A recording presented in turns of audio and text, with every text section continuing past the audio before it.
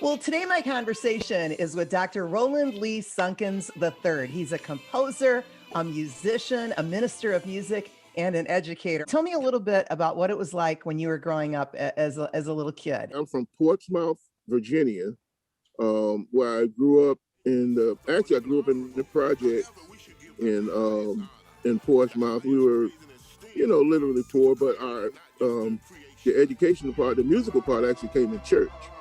The church we had and just had a lot of instruments.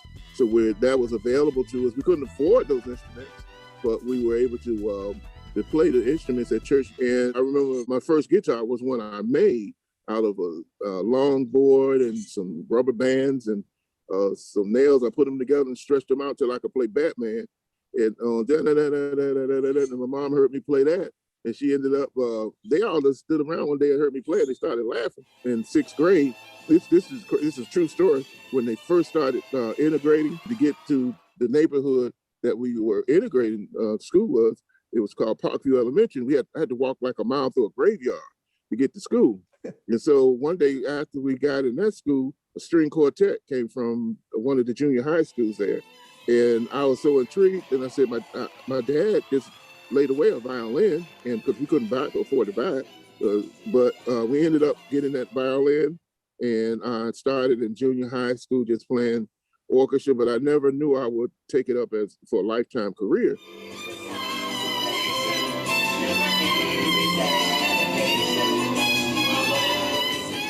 I grew up listening to Barry White on the radio. I grew up playing Barry White on my Quiet Storm love song show. Tell me about your experience with Barry White. Well, boy, I played with Barry White for 2 years in Love Unlimited Orchestra. There was a lot of fame that went along with that. And people knew, oh, you play with Love Unlimited? And still, today, some people ask me in a setting where there's more older people, and they say, you play with Barry White? You play with Love Unlimited? When I last played with Barry White, he was famous for "I Love You Just the Way You Are." That was the hit song. But of course, the love thing, that was it. And a lot of my influence came from playing with not just the Barry White Orchestra, but with Love Unlimited Orchestra, but playing with people, famous people that I was able to sit down with him between shows and say, "Man, how do you do what you do?" And people he would give me a 10-minute lesson. You whatever you do with your acts, and call an instrument, call it acts.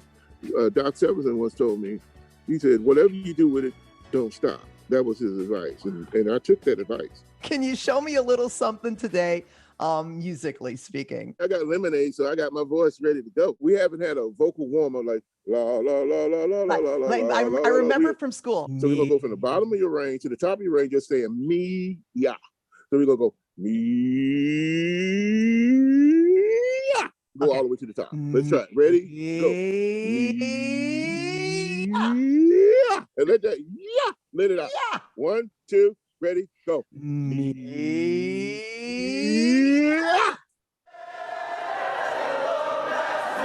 You actually put together a gospel choir in Kalamazoo, right? It partnered with the Kalamazoo Symphony Orchestra.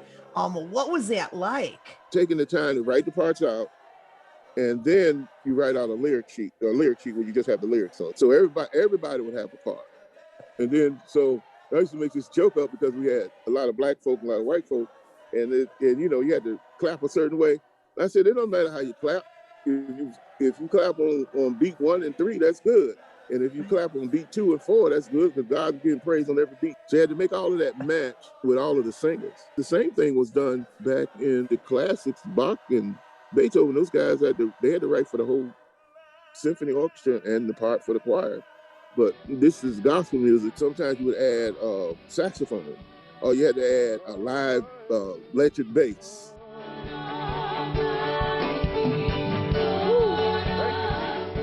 What's your favorite type of song? We could talk about it. Okay, there's a Christian album. Let me think. I'm blessed because God said I'm blessed.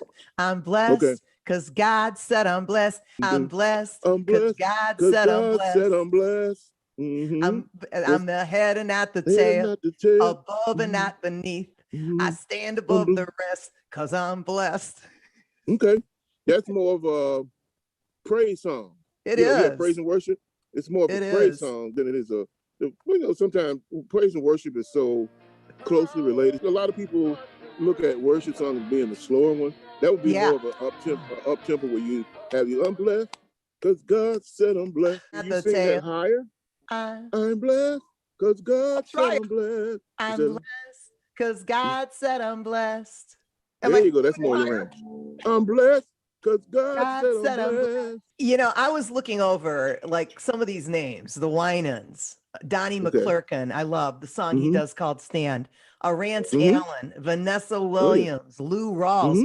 You played with them all. How did that happen? A lot of it happened if you can get a recording out. That's another part in the industry that I was blessed, because in 1993, the 700 Club in Virginia Beach, Virginia, used to have a competition once a year called Star Search. That was there where you have people from all over around the world send in a tape so you could record with a major recording company.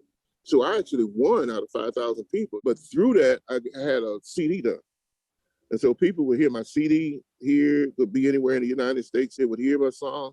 Like, will you come here and play this for us? Now we're going to go, I'm blessed because God said I'm blessed. But instead of saying, just I'm blessed, go ahead and belt it out. I'm blessed because God said I'm blessed. Go ahead and do it. Ready? Go. I'm blessed because God said I'm blessed. Keep going. I'm blessed because God said I'm blessed. I'm the head and not the tail, above and not beneath. I stand above the rest because I'm blessed. Yeah. I can tell what a great teacher you are. You make learning fun. I can tell. I've tried taking lessons, and I can tell when there's somebody that I get it. You know, get it. You got to relate. You look at you teach according to your education and what you learn, but you have to also teach according to the individuals that are in front of you. How do we make this fun? How do we make them want to do it? How do we make them want to continue? Right. Because as an educator, you're gonna be up in front because you have to present a concert, and if it's not good, then your whole career could be based on a bad concert. Okay, well, we'll keep on singing. Keep on keeping on. Keep it on. Support for Kalamazoo Lively Arts is provided by the Irving S. Gilmore Foundation, helping to build and enrich the cultural life of Greater Kalamazoo.